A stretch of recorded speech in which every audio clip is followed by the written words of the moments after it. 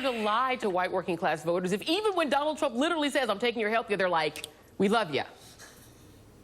Well, I think it's going to take some time, right? People have this commitment tendency where when they vote for a candidate, they want to see the good in that person. So it's going to take some time. But voters are going to know that they're getting screwed over after they don't see the jobs come back, after they don't see the coal mines reopen, after they don't see the steel mills reopen. I just want to make something clear, though. I'm not advocating here for pandering to the white working class and telling them what they want to hear, or even really explicitly trying to get the white working class back on board. What I am arguing is that the problems that are afflicting not just the white working class, but the American working class in general are really central to the problems facing the world. I mean, we see the rise of Trump here. We see Nigel Farage. We see Brexit. We see Marine Le Pen. Even the rise of things like ISIS. You can really draw a line to this massive economic transformation which has roiled the world. So the party doesn't need to change what they're about in terms of race and gender and those incredibly important issues. But what we do need is a prescription for dealing with this economic mess. And saying you're going to lift the minimum wage is not enough. I mean, if you're you're driving a truck, let's say, you have a middle-class life, and now that job is being threatened by automation, you don't want to hear, well, I'll get you $15 in a minimum wage. You want to hear how you're going to be able to re-achieve that middle-class life and that stability that you've come to depend on and that you've come to be used to. So what I want is for the party to figure out how we can focus on that economic solution that's going to create an inclusive prosperity that helps, yes, the white working class, but helps all American workers to succeed in this country. But when you look, so if you look at Donald Trump's margins, right? I mean, he barely won in some of these states like Pennsylvania, Michigan, Wisconsin. He won by these tiny, tiny, tiny margins. But, you know, I think one of the challenges is that a lot of people look at those margins and they say, wait a minute, this isn't because Donald Trump is a real champion of the working class. It's because white voters in general are just Republicans. And there is no message, even if you're saying, we won't make you Kansas. Kansans vote for Republicans. People in these states who know that what Republicans do to them, they know that the Democrats saved the auto industry, they just want to vote for Republicans. Even if you gave them an economic argument, they want the wall, right? They want deportations. Well, I live in Kentucky now, as you know, and the interesting thing here is that Democrats still win. I mean, we just had a Democratic governor last time around, and he was just recently ousted. We just lost control of the House. You still have Democrats who win in places like East Kentucky at the state level. But the National Democratic Party, the brand image in this part of the country, has really taken a big beating, and there's a sense that there's a condescension from the National Party, that they look down on voters, let's say, in coal country, and have an attitude of, well, they're never going to vote for us anyway, so we may as well write them off. Now, maybe they won't come around. Maybe I'm completely wrong. But I think if you engage with the economic issues that are making life tough in these regions of the country, I think you do have a shot at winning back these voters. I also think, Joy, there's another piece beyond the policy.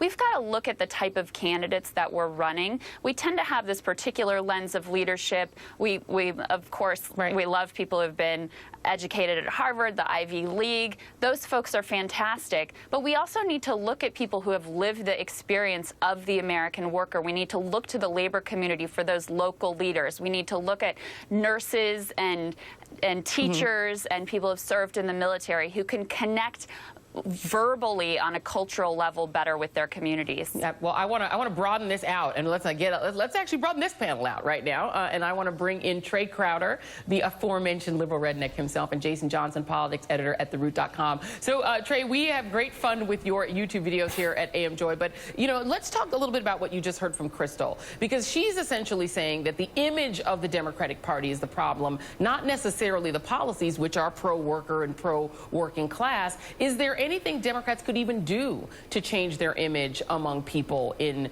the white working class, in your view? Well, like I said in the video, you just got to lie to them. That's the thing. That's what really works. Now, obviously, that's a joke. I want to make that clear. I'm not advocating actually lying to my own people, but as far as what can be done to rehabilitate that image, we could stop. When I say we, I mean we on the left could stop having these, arguments about, referring to them as, like Frank Rich's article, no sympathy for the hillbilly, and are they even worth saving? And these kinds of discussions, would be a good place to start. But Trey, isn't the reality though that for a lot of voters, for a lot of white voters, period, the Democratic Party's image is so defined by the idea that they are constantly seeking civil rights for non-white people, that they are the party of civil rights for black people and civil rights for gay people, and that white Christians are just not a part of the mix. I mean, is there any lie you could tell that would take away that image? Because that is what the Democratic Party's been doing for the past 60 years. Right. Well, and I mean, that's fine. I don't think that, that is or should necessarily be a problem with these people, that, it's the party of equal rights. It's just that, and not just the Democrats, but for a long time, these people, my people, felt like literally no one cared about the things they were going through. And then a guy showed up who pretended to, and, now he's the champion of the working poor or whatever, even though, like you said, that's not entirely accurate. But, they were just desperate for something to believe in, I think, in a lot of instances, you know what I mean, for somebody to believe in them, basically. And Jason, do you have a concern that the Democratic Party, in trying to find this alchemy, find this formula to win back white voters, to have a message, as Crystal says, that's inclusive and that, as Trey says, is concerned about them, that the party ends up neglecting its base, meaning neglecting people of color?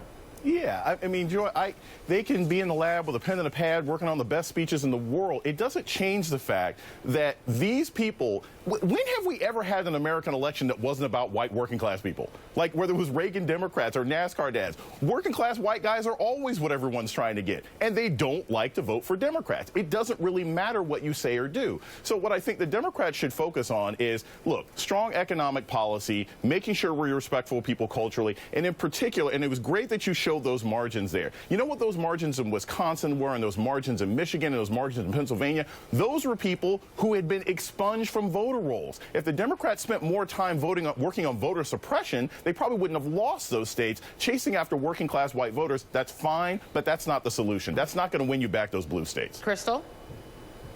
Well, I think we need to look beyond this past presidential election and just look at what's happened across the country. I mean, Republicans almost have enough state legislatures now to themselves unilaterally have a constitutional convention. That's how badly the Democratic Party has been devastated across the country. But isn't that proof that white voters just want to vote Republican? And I mean, if you look at the health care maps, no, I don't think so at all, because that's a recent phenomenon that's happened. We haven't always been in such bad straits across the country.